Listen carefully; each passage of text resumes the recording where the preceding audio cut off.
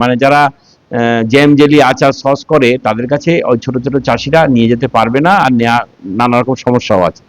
চাষিরা যদি নিজেদের বাড়িতে, যেমন 2 বিঘা জমিতে ওর হয়তো 2 মণ বা 4 মণ বা 5 মণ টমেটো হয়, তাদেরকে দিয়ে ছোট গ্রাইন্ডিং মেশিন এখন বেরিয়ে গেছে, ছোট ছোট বাড়িতেই চলে, সে গ্রাইন্ডিং মেশিনে গ্রাইন্ডিং করবে, তার সঙ্গে অবশ্যই কেমিক্যাল বর্জিত করতে হবে, তার সঙ্গে একটু রসুন মেশাবে, তার সঙ্গে একটু লবণ দেবে, দিয়ে এটাকে sun dryer, solar dryer, natural drying এ ড্রাইং করে দেবে। সে ড্রাইং করে দিলে এটা কিন্তু একটা ভালো মার্কেট আছে, প্যাকেটজাত করে ও ব্র্যান্ডিং করে বেচতে পারে, স্টার্ট আপ হতে পারে, বা বাল্কে বড় কোম্পানির কাছে বেচে দিতে পারে। এটা কিন্তু একটা বড় অন্যান্য জায়গায় করছে। এখানকার চাষিদের যদি এটা বোঝানো যায়, দেখানো যায়, তাহলে ছোট ছোট যে প্লটের জমি, তাতে যে 1 কুইন্টাল 2 কুইন্টাল 5 কুইন্টাল, ওকে আর এই অভাবী ফেলে দেওয়া এইসব জিনিসগুলো করতে হবে না। সেটা হচ্ছে 10 কেজি টমেটো, তার মধ্যে আপনাকে ম্যাক্সিমাম 250 থেকে 300 গ্রাম লবণ দেবে, আর দেবে রসুন 1 কেজি, দিলে এটাকে গ্রাইন্ডিং করে দেবে। গ্রাইন্ডিং করার পরে এটা একটু গরম করবে, হিট দেবে, কিন্তু 60 ডিগ্রির ওপরে যেন না হয়। 60 ডিগ্রিতে গরম করার পরে কিছুটা ওর জল ইভাপোরেশন হয়ে যাবে, তারপরে এটাকে বেড বেড ড্রাইং করে, সোলার ড্রাইং করে বা রৌদ্রতে দিয়ে এটা ড্রাইং করে দেবে। ড্রাইং করলে কিছুটা মোটা মোটা মতন হয়ে আসবে, অনেকটা সিন্নির মতন। দ্বিতীয় দিন আবার করলে ওটা অনেকটাই ড্রাই হয়ে যাবে। তারপর ওটাকে বিক্রির জন্য চলে যাবে বিভিন্ন জায়গায়, তারপর যে যেখানে প্রসেসিং করে যার যার কাজে কাজে লাগাবে। এটা মাদার হিসাবে ইউজ হয়।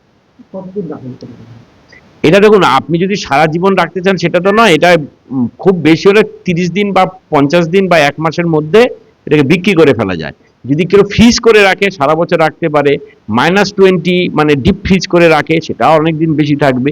যে যেরকম রাখবে, রাখার সবারই অল্প অল্প হবে।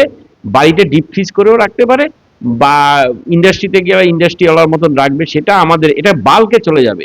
এটা কোনো কেউ ইন্ডিভিজুয়াল রাখবে এরকম বিষয়টা নয়। মানে ও করে নেবে, মানে যেই মুহূর্তে ওর কাছে পাকা বা বাজারের অবস্থাটা খারাপ, সেই মুহূর্তটা সমস্যাটার সমাধান করে ফেলবে, সমাধান করে ওই অবস্থায় আবার বেঁচে দেবে। না, নো কেমিক্যাল। কেমিক্যাল দিলে বাজারে নেবে না, বাজারে ওরা টেস্ট করে নেবে, যখন বাজারে নিতে চাইবে না, দামও কম পাবে, প্রচুর দাম কম পাবে কেমিক্যাল দিলে। কিন্তু অর্গানিক হিসাবে যদি করে, মানে কেমিক্যাল বর্জিত যদি করে, তাহলে সেটার দামটা বেশি পাবে, এবং এটা একটা বড় চাহিদা আছে।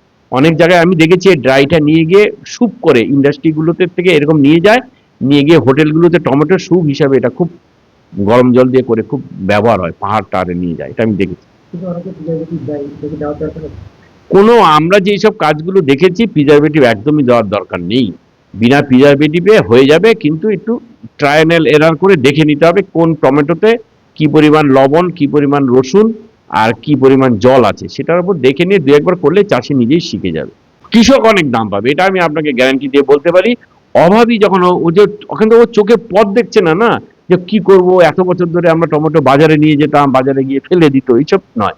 নিজের চাষি, ওর হয়তো 50 কেজি টমেটো হচ্ছে, 50 কেজিও গ্রাইন্ডিং করে ছোট্ট করে নেবে। মেশিনের দাম কত? 20,000 টাকার মধ্যে একটা মেশিন পাওয়া যায়, সেই মেশিন দিয়ে গ্রাইন্ডিং করে নেবে। তাহলে আমরা এটাও আমরা দেখাচ্ছি, ধরুন একটা এখন যা মার্কেটের যে বেকারত্ব জ্বালা, সে ছোট ছোট স্টার্ট আপ করতে পারে, ছোট ছোট স্টার্ট আপ মুদ্রাতে লোন পেয়ে যায় ছোট্ট করে, এরকম অনেক কিছু জিনিসই ও ড্রাইং করে বাজারজাত করতে পারে। যে কোনো গ্রামের মধ্যে এরকম অল্প বয়সী ছেলে মেয়েরা এই কাজটা করতে পারে। চাষি বয়স হয়ে গেছে, সে হয়তো এটা করতে চাইবে না, কিন্তু বাচ্চা ছেলে মেয়েরা এই স্টার্ট আপ গুলো করুক। এই স্টার্ট আপ গুলো করলে অনেক কিছু, ড্রাইং এর ওপর এখন প্রচুর স্টার্ট আপ আছে, এগ্রিকালচার ড্রাইং করে নেওয়া, মানে প্রোডাক্ট গুলোকে ড্রাইং করে নেওয়া।